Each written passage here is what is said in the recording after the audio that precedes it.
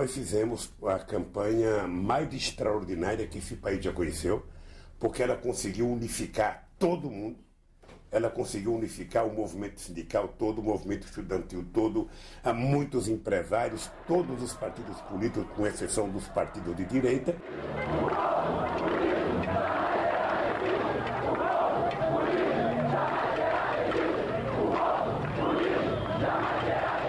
Quando ocorrem manifestações assim tão grandes de um povo, sempre transformações estão por acontecer.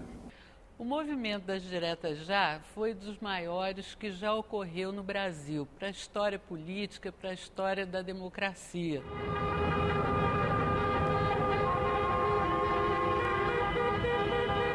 E aí tem uma frente imensa que vai de Ulisses ao Lula nessa época, né? E foi apaixonante, foi avassalador.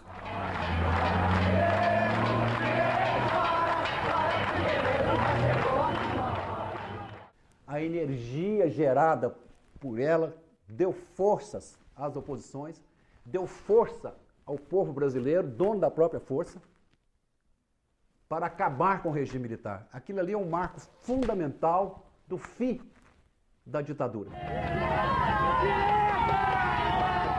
A ditadura terminou, né? Estava evidente que era impossível para os militares continuar com o poder, que eles diziam, nós não erramos nada, mas o poder desgasta, essa coisa que efetivamente existe, mas o fato é que, naquele momento, o Brasil inteiro queria a volta das eleições diretas, que era a redemocratização do país. Você, dona de casa, você trabalhador, você brasileiro, você jovem, possa votar, seja cidadão. Nós queremos que você seja cidadão. Você não é cidadão em plano nacional, você não pode votar, participar da política nacional. Havia uma espécie de exaustão. Todo mundo já estava cansado. Cansado da situação econômica, cansado da falta de liberdade, cansado das torturas, cansado de tudo. O povo já não aguentava mais. Por toda a cidade, comícios relâmpagos de convocação. A mobilização é geral. Os artistas também estão presentes.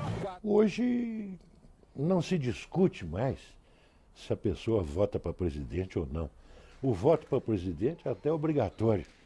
Está incrustado na pele do país inteiro. Então, dona Maria, a senhora não precisa votar e fez questão de vir? Eu venho sempre. Hoje, passados tantos anos, a gente tende a pensar que, assim, de repente aconteceu aquela campanha. E não foi, né? Na verdade, a ditadura, ela foi se tornando um leão sem dentes, digamos assim, nos últimos anos, ainda antes de 84.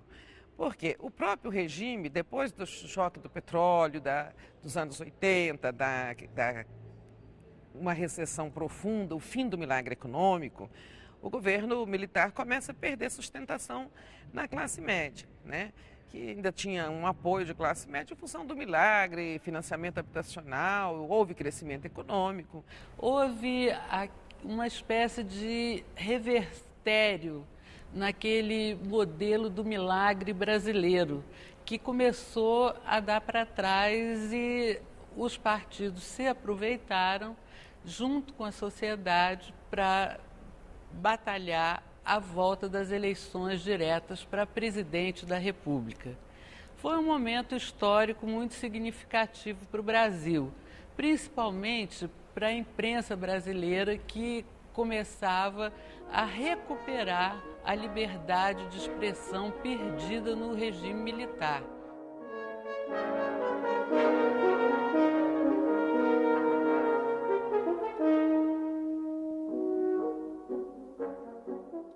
Naquele momento, o que a oposição civil pensava? Que nós faríamos a Constituinte, se a gente conseguisse a Constituinte, e ela é que marcaria eleições diretas, né?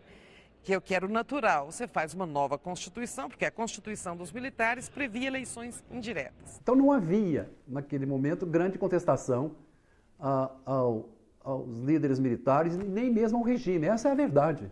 Até porque a consciência política era muito escassa, era muito limitada. Esse desempenho espetacular durou parte do governo Costa e Silva, todo o governo Médici, e depois, já no governo Geisel, que começa em 74, as coisas começam a mudar.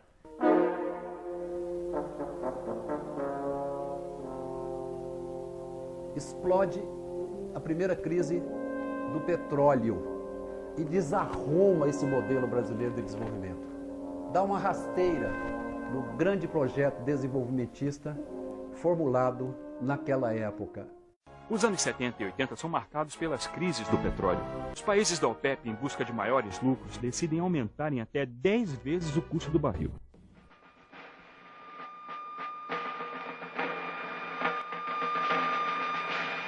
O mundo inteiro foi surpreendido pelo violento aumento nos preços do petróleo. Muitos ficaram sem combustível. A economia das grandes nações foi atingida severamente pelo aumento de 400%. O clima foi de perplexidade.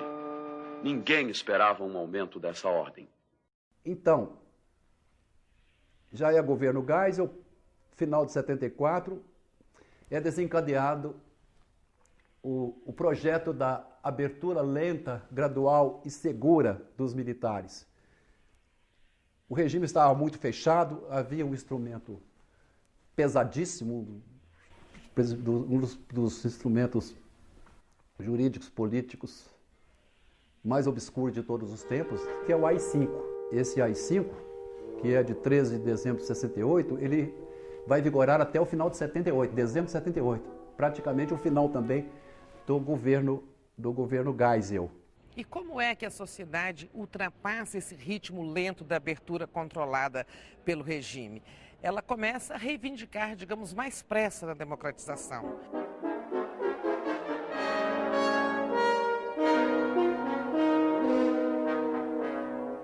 O movimento estudantil, eu lembrava da nossa participação na greve de 77 da UNB, os encontros nacionais pela recriação da UNE, tantas manifestações estudantis e a luta pela anistia. Também nesse movimento pelas liberdades democráticas aparecia a palavra de ordem por uma constituinte soberana, livre e democrática, né, se não me engano. Porque a palavra de ordem por eleições diretas para presidente não aparecia nas lutas democráticas. Porque o movimento democrático civil, ele imaginava assim, lutamos por uma constituinte que faça uma nova Constituição, da qual serão convocadas eleições diretas. A gente pensava numa outra via. A conjuntura econômica já tinha entrado em parafuso. Era o governo João Figueiredo, foi um governo cheio de dificuldades. Dificuldades começaram com o presidente anterior, o Ernesto Geisel. Mas com o Figueiredo piorou muito a situação econômica. As crises do petróleo, primeiro, depois o endividamento externo. Bom, aí a economia estava realmente em parafuso. A realidade política estava pior ainda para os donos do poder, para os militares, né? Porque o povo, a nação inteira, já estava esgotada, não aguentava mais. Mas quando o milagre acaba, essa base de sustentação começa a ruir. Claro que a oposição já tinha sido completamente aniquilada, tanto a oposição pela luta armada, os grupos de esquerda destroçados, como a própria oposição parlamentar também manietada, né? Mas o resultado disso vem, essa primeira manifestação de insatisfação da população na eleição de 74, quando o MDB, partido de oposição, conquista a grande maioria dos senadores, né, e tem um grande crescimento na bancada da Câmara. Entre esses senadores despontam as lideranças da futura etapa política. Pedro Simão, no Rio Grande do Sul, Orestes Quercia, em São Paulo, Jaison Barreto, em Santa Catarina, o Tancredo por Minas, né, e tantos outros, o Marcos Freire por Recife, etc.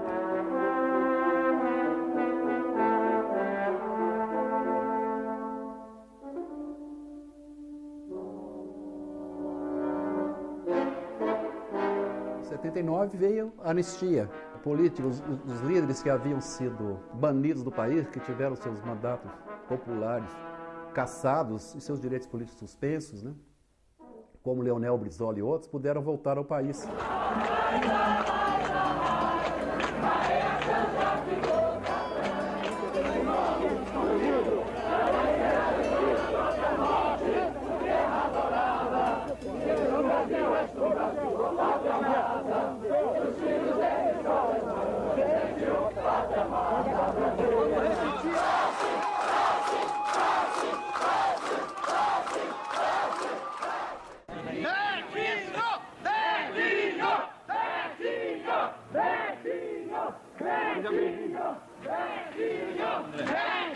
Pega aí, né?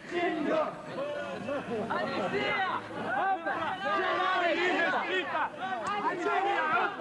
Betinho! Tudo bem. Betinho, como é que você está se sentindo? Não posso dizer como eu estou me sentindo. Primeiro que eu não esperava. Eu esperava que o Mano e minha mãe estivesse aqui, não toda essa gente. Não posso, não tenho palavras para dizer. O que significa essa volta? Eu preferia dizer depois o que eu estou sentindo. Agora deixa eu sentir. Eu militei durante a campanha da anistia, dentro dos presídios, onde estavam os meus companheiros na época, que estavam presos políticos no Rio de Janeiro. E eu fiz um trabalho de dentro dos presídios e em conexão com a Anistia Internacional. Então, ali que eu comecei a me envolver com militância política, etc. e tal. Daí aquilo desembocou na campanha pelas diretas. Foi um processo natural. Os presos políticos foram liberados, os que estavam no exílio voltaram ao Brasil. Mas ainda num quadro de governo autoritário e num quadro onde o brasileiro não podia votar para presidente da República. Eis que chegamos às eleições de 82. No processo de abertura, o regime tinha concedido as primeiras eleições diretas para governador e não para presidente, né? Isso foi no pacote da reforma partidária de 79. Então, vamos ter eleições diretas para governador, as primeiras desde 64, em 82. E temos, né, muitas vitórias da oposição, quando muitos candidatos do PMDB se elegem, né? O Montoro em São Paulo, o Tancredo em Minas, né? O Brizola no Rio, o Valdir Pires na Bahia e muitos outros, né? Esta eleição de 82, na qual muitos governadores foram eleitos pela oposição, traz também uma nova bancada, né? Um novo crescimento da oposição e, pela primeira vez, a maioria do governo aqui na Câmara dos Deputados fica escassíssima. A maioria por uma questão assim, de 20, 30 deputados, que nós sabemos que não segura nada. Em 27 de outubro de 65, o presidente Castelo Branco, primeiro do ciclo militar, baixou o ato institucional número 2. Entre outras coisas, acabou com o pluripartidarismo e com as eleições diretas para presidente da República.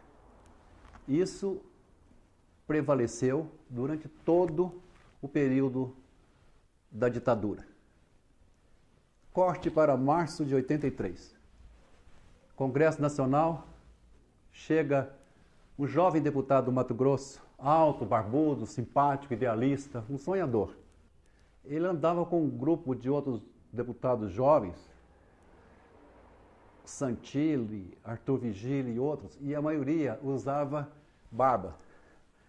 Então, receberam o nome de Grupo dos Capuchinhos, porque eram barbudos, andavam juntos e eram cheios de sonhos e de ideais. Eu me lembro, neste Salão Verde, onde estamos, que começou a aparecer aquele jovem deputado, quase sempre vestido de terno de linho branco, às vezes com chapéu Panamá, né? E que falava: você já ouviu falar da minha emenda? Era Dante de Oliveira, né?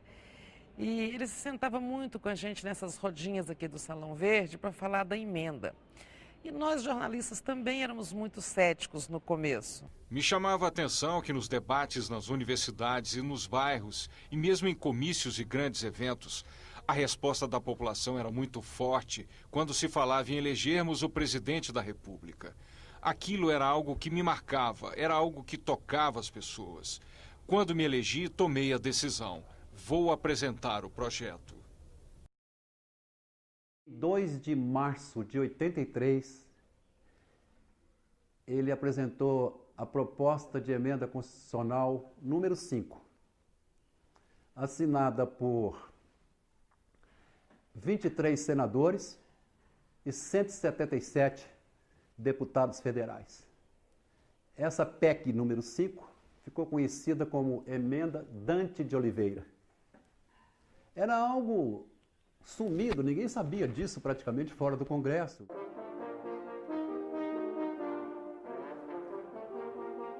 Nos gabinetes, nos corredores, nos restaurantes, no aeroporto, nas solenidades, no cafezinho.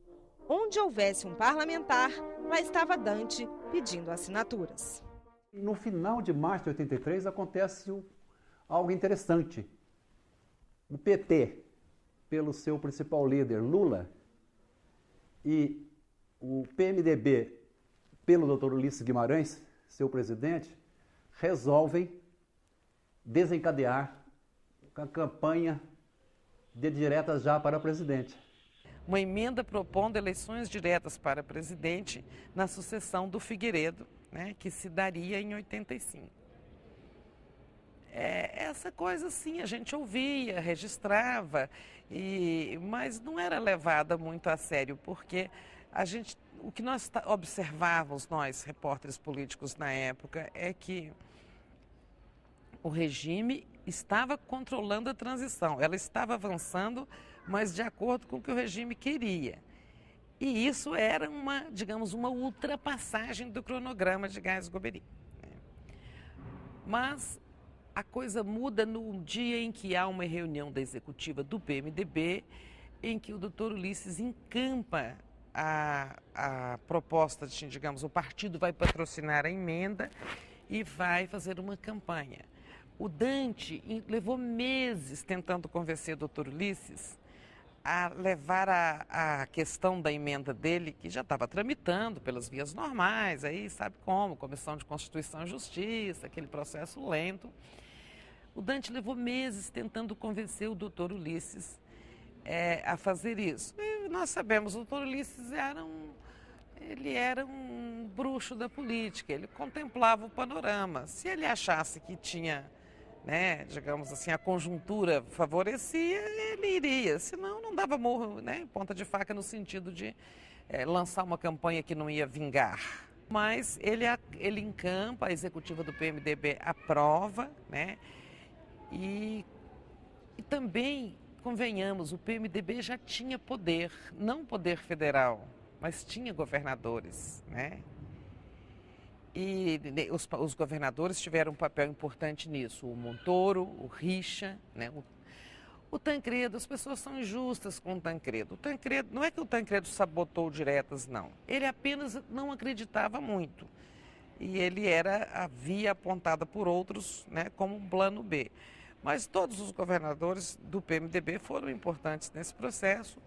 O PT foi importante porque comprou a ideia também, mesmo bem no início, embora não tivesse governador ou nenhum poder para organizar a infraestrutura. Começaram a ver que não ia passar no Congresso e que precisava de uma grande mobilização popular. Nós organizamos essa reunião de Foz do Iguaçu a pretexto da situação econômica dos estados, mas era uma reunião já política em favor das diretas já.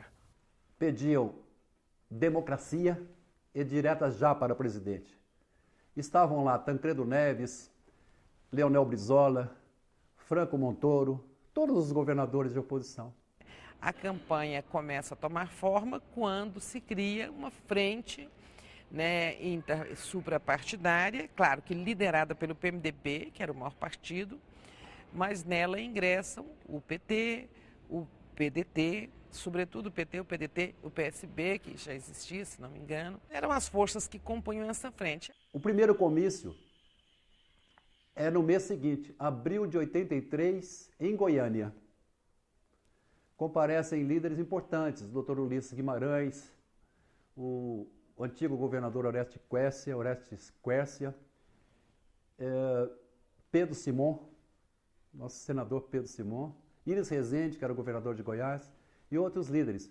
Foi um comício pequenininho, 5.000 pessoas, mas impressionou a todos a alegria com que o povo recebeu aquela proposta. Havia ali uma vontade mesmo de votar para o presidente, havia algo latente, muito forte no povo brasileiro. O povo paga imposto, é uma exigência, mas quem paga também pode cobrar. Que os poderes se larguem a evidência, só há uma solução.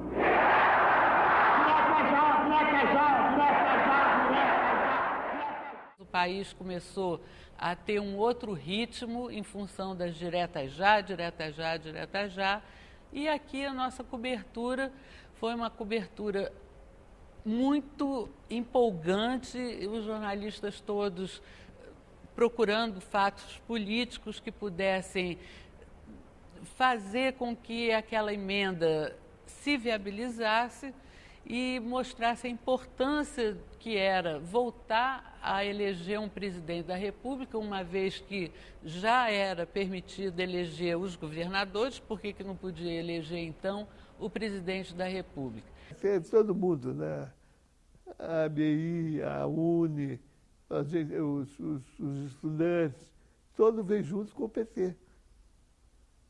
Tudo isso veio junto com o PT. Porque o PT tinha uma presença muito forte no meio intelectual também. Naquele tempo, havia já o desuso do político ir às praças. Não é? Então, quando houve a possibilidade de uma lei passar dando o direito ao voto popular, eu tenho a impressão, isso é uma impressão minha, que os políticos de oposição, eles precisaram buscar personalidades ditas populares, públicas, e acima de qualquer suspeita, ou até com alguma suspeita, mas não tinha importância. Então houve uma espécie de adesão dos artistas, né? E também uma convocação visando, livrar o país de uma opressão e das botas dos militares. Então, todos nós vimos que era uma coisa fundamental. Quando digo nós, digo os artistas, né? Olha a liberdade, abre as asas sobre mim, abre as asas, sobre mim, ó Senhora liberdade. Mesmo com tantas setas, tantas mutretas, com tantas tetas, com tantas metas, a gente vai levando, a gente vai levando, a gente vai levando, a gente vai levando as diretas. Manda ver. Tinha-se uma espécie de comando político, que eram o doutor Ulisses, o Brizola, o Lula, os governadores e tal. Esse era um comando político e havia um comando organizacional, né? Que tinha como principais executivos o Mauro Montorim, pelo PMDB, indicado pelo Montoro, o Zé Dirceu, indicado pelo PT, pelo Lula, e tinha alguém do PDT, que eu não sei se era Darcy, eu já me esqueci, ou era Cibilis Viana, né? Em suma, tinha um comitê organizador da campanha. Esse é um comitê executivo. Em 12 de janeiro de 84, há um comício em Curitiba. Foi impressionante, foi emocionante, a adesão popular muito significativa. Segue-se um em São Paulo, o segundo de São Paulo, aí já com 300 mil pessoas. Foi na Praça da Sé. E nesse de São Paulo começa o engajamento da televisão, que se mostrava no começo refratária a noticiar o movimento que já começava a empolgar o país. Passeata e comício pelas diretas em São Paulo. Nossos repórteres falam de lá ao vivo. Tem milhares de pessoas aqui e ainda continua chegando gente de todos os cantos da cidade no Vale do Anhangabaú. Os comícios entravam, já no final da campanha, entravam ao vivo no Jornal Nacional. Então todos os oradores queriam. Doutor Ulisses, Tancredo, Brizola, Fernando Henrique, todos eles queriam fazer os seus discursos na hora que entrava o Jornal Nacional. E eram muito bem vistos, né? Então essa campanha foi uma campanha memorável, memorável.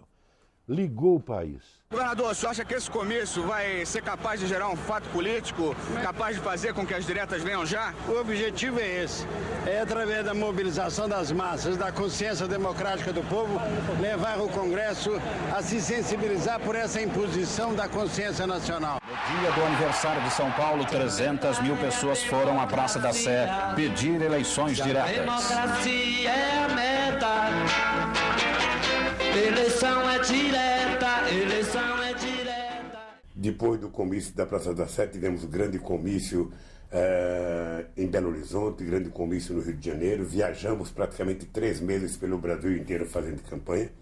Eu viajei muito com os companheiros do PMDB, sobretudo com o Dr. Ulisses Guimarães. Aplaudido e aprovado, mais do que no Congresso Nacional, em todas as praças públicas e nesta reunião que entrou na história do Brasil, neste comício monstro.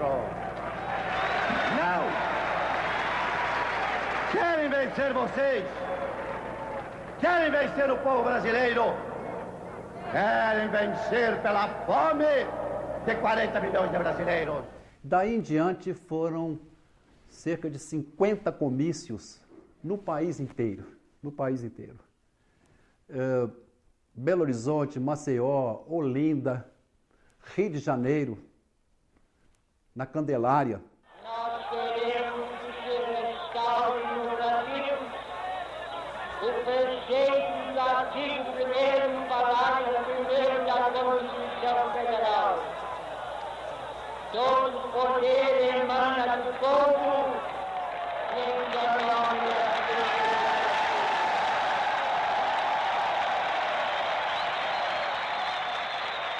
Não sei precisamente quantas pessoas estavam lá, mas foi lindo, porque tinha todas as facções políticas do país e todos os políticos estavam ali naquele lugar, todos os partidos estavam se organizando para que aquilo fosse uma vitória, e foi uma vitória.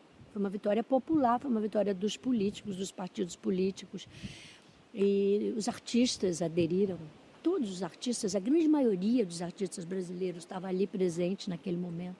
E foi uma coisa muito emocionante, muito forte para todo mundo que viveu aquele momento, foi de verdade.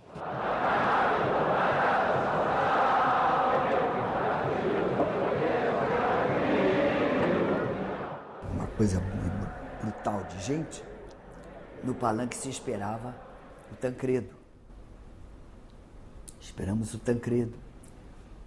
E é claro que a cúpula já devia estar sabendo, mas eu não era da cúpula, eu estava ali fazendo o meu papel de cidadã. E então explicaram, não, o Tancredo não vem porque o Figueiredo vai fazer uma visita oficial a Minas. E como ele era o governador, ele não podia estar presente num comício contra o regime. Então, ele não veio nesse dia. Foi se aproximando o 25 de abril de 84, data da votação,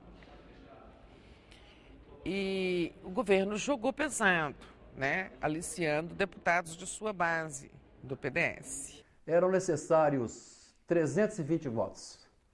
E o país estava todo vestido de verde e amarelo. Corpo e alma. Nessa altura, a base governista, a base de apoio à ditadura, já não era sólida, já não era coesa e tal. Tanto é que, na véspera, a ditadura tem o seu último estertor como ato de força, demonstração de força bruta, que foi a decretação das medidas de emergência.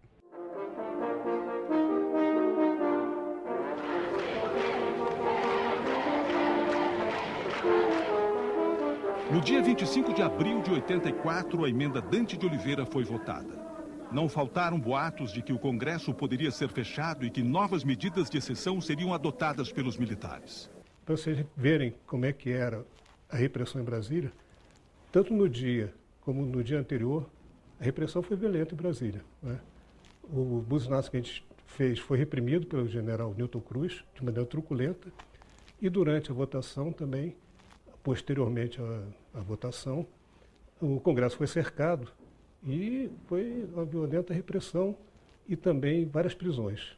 O que eram as medidas? Lá atrás, em 78, quando o Geisel acabou com o AI-5, que era, digamos, o instrumento mais poderoso, mais draconiano da ditadura, em seu lugar ficaram as chamadas medidas de emergência. Olha, se for preciso, o governo pode decretar medidas de emergência por tempo determinado, um estado de sítio, mais ou menos, né? E eles aplicaram as medidas de emergência, né, na véspera da votação, e foi encarregado de executá-las o general Newton Cruz, né? E essa cidade, essa esplanada dos ministérios, virou uma praça de guerra. Foi decretado à tarde, vigoraria na madrugada, e sairia no Diário Oficial, né, vigoraria na madrugada, então nós corremos para o sindicato para pensar como reagir àquela história. Não teria mais comício. A gente rapidamente, mimeógrafo, produziu uma filipeta para distribuir, jogamos do alto dos prédios do setor comercial, né, porque aí todo mundo tomava conhecimento. Convocamos a imprensa, ela apareceu, e aí tivemos a ideia de que, de alguma forma, a população tinha que se manifestar. E a gente aproveitou, porque ainda não havia medida de emergência, já havia a decisão, mas ainda não estava em vigor. E aí a gente fez a convocação pela televisão para o buzinaço. E propunhamos que à noite, como sinal de apoio ao buzinaço, as pessoas piscassem as luzes dos seus apartamentos. E de noite foi uma coisa maravilhosa, que as pessoas ligavam, está todo mundo piscando nos apartamentos, acende a luz, apaga a luz, acende a luz, apaga a luz. A gente começou a ter a ideia de que ia pegar. Todo mundo buzinando, foi uma maravilha. E o general Newton Cruz, que era o comandante militar do Planalto, ficou absolutamente desesperado com isso. O senhor está pedindo que esqueçam a emergência? Não, eu estou pedindo, não, esqueça a minha. Emergência não estou ligando para isso. Esqueça se quiser. O Distrito Federal jamais vai esquecer o estado de emergência. É o que você diz. Talvez não esqueça porque viveu tão bem em 60 dias que não vai esquecer mais. O que você sofreu? Você? Não, eu não sofreu nada que não sofreu nada que está falando para mim desse jeito ainda é medida de emergência. Para a bola. Deixa eu falar. Pode falar, general. Pode falar. Então cala a boca. Brasília, pacata e ordeira. Brasília, desliga essa droga, então. E partiu para agredir, na impossibilidade de agredir os motoristas, partiu para agredir os carros. E ele chicoteava os carros. Ele vinha com um cavalo e ele batia nos carros para parar de buzinar. Pá, pá, pá. Não é? Formou-se um enorme engarrafamento por causa disso e todo mundo buzinava no engarrafamento. Estavam vindo vários ônibus de fora, sindicatos mandando para cá, né, para fazer pressão ali no passo em frente ao Congresso. E o Exército, a polícia, cercou todo o DF, não deixando os ônibus entrarem. Era proibido, ficou proibido reunião, mais de 2 pessoas conversando numa esquina, numa rua, era preso. Estado de sítio, no mesmo local. Medidas de emergência estão se construindo um escândalo. Foram medidas realmente inoportunas, inconvenientes, negativas para o próprio governo e ineptas nos seus resultados. Outra coisa que marcou muito também foi o fato da votação ter sido realizada com uma censura prévia do Dentel às emissoras de rádio e TV. a Rádio Jornal do Brasil recebeu um comunicado do Dentel, uma ordem expressa de que todo o texto e toda a gravação teria que ser submetida ao órgão antes de ir para o ar. E nós, repórteres, íamos participar da cobertura na Rádio JB, reunimos a nossa equipe e decidimos que nós não íamos submeter nenhum material e nenhum texto, nenhuma gravação à censura do Dentel. Nós levamos isso à direção da empresa e o Manuel Francisco do Nascimento Brito, dono do Jornal do Brasil, e a Condessa Pereira Carneiro decidiram não fazer com que nenhum material fosse submetido à censura. Então, a Rádio JB saiu com uma solução ótima. Ela passava para os ouvintes uma chamada assim: a Rádio Jornal do Brasil não está transmitindo a votação das diretas já. Aí dava de meia em meia hora, né? Ou 15 minutos, uma coisa assim. A Rádio Jornal do Brasil não está transmitindo as notícias de Brasília. Então foi um jeito de driblar essa censura. Ninguém temia muito, sabe? Ninguém temia, por exemplo, uma repressão como a de 68, com mortos e desaparecidos. Porque na cabeça das pessoas era bastante claro que a ditadura estava agonizando. Né? Profunda homenagem que deram ao longo desse processo uma demonstração de coragem cívica, com todas as pressões e opressões que vieram do Planalto. Eles sempre mantiveram o seu compromisso, não conosco da oposição, mas um compromisso solene com a pátria e com o povo. Eram necessários 320 votos. E o país estava todo vestido de verde e amarelo. Corpo e alma. Pessoal, a galeria não pode se manifestar. Não pode se manifestar a galeria. A proposta foi rejeitada pela Câmara. Deixa assim que ser submetida ao Senado. Estando prejudicadas as emendas de número 6, 8, 20, 93, constante dos itens 2 e 3 da pauta. A mesa quer silêncio. Esgotado o tempo regimental para a duração. Senhor presidente, está encerrada a sessão. Senhor presidente.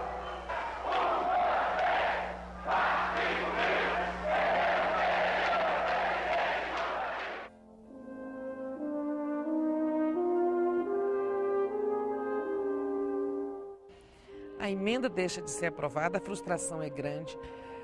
Quando o painel se abriu, né, foi uma comoção. Naquele tempo, jornalistas não eram proibidos, né, de certa forma criminalizados por ter posição política, e muitos choravam também junto com os deputados de oposição e com as pessoas da galeria. Teve muito choro, muita tristeza e tal. E eu me lembro de ter acompanhado um grupo de parlamentares que amparou o doutor Ulisses, atravessando aqui o Salão Verde, descendo a escada, até o seu gabinete, que era aqui embaixo, no subsolo da Câmara, o gabinete da presidência do PMDB. E duas mulheres o amparavam, principalmente, chorando. Cristina Tavares, que era deputada, e Maria da Conceição Tavares, que era economista, quadro do, né, então do PMDB. Mais tarde ela foi para o PT. A gente já contava com essa derrota na medida em que sabíamos, pela votação do Congresso, que não atingiríamos o número necessário à reforma constitucional, os 2/3, e a gente tinha consciência de que a ditadura estava no fim.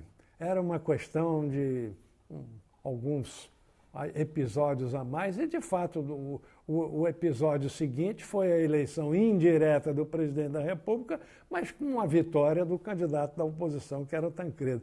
Quer dizer, já era a demonstração, digamos, do fim da ditadura, na medida que o próprio Congresso elegia um presidente que era não era militar, era civil e era da oposição ao regime militar. Tancredo de Almeida Neves, o deputado João Cunha vai votar. Eleito presidente da República Federativa do Brasil, um presidente civil na presidência da República. Aquilo ali é um marco fundamental do fim da ditadura.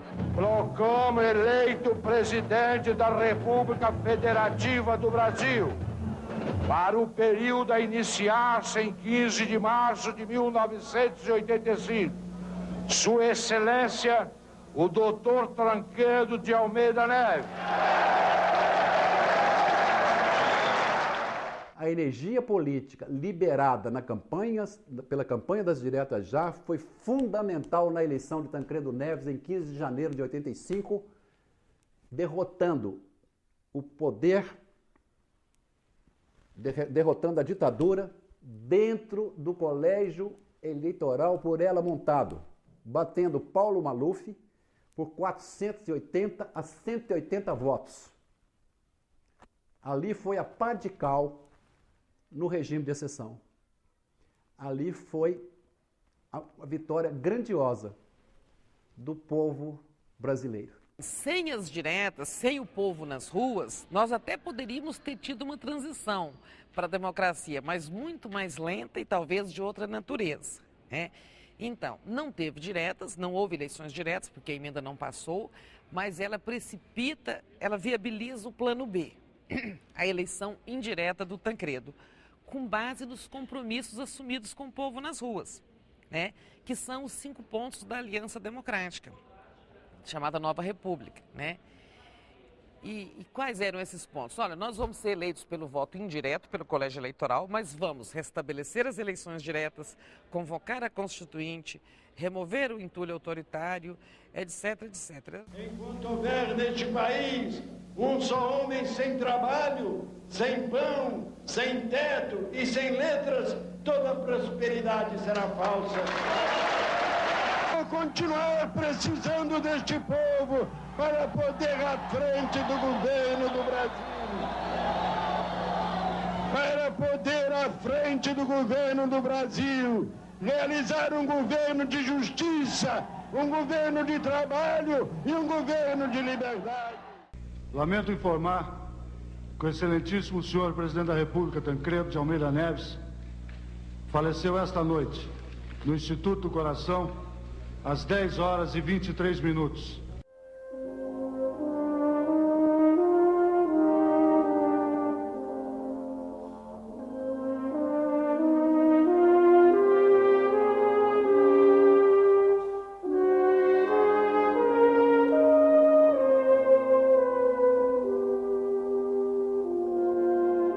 O Sarney, depois que o Tancredo morre e ele é empossado definitivamente, porque ele era interino, né, ele manda em abril de 85 ao Congresso o chamado emendão.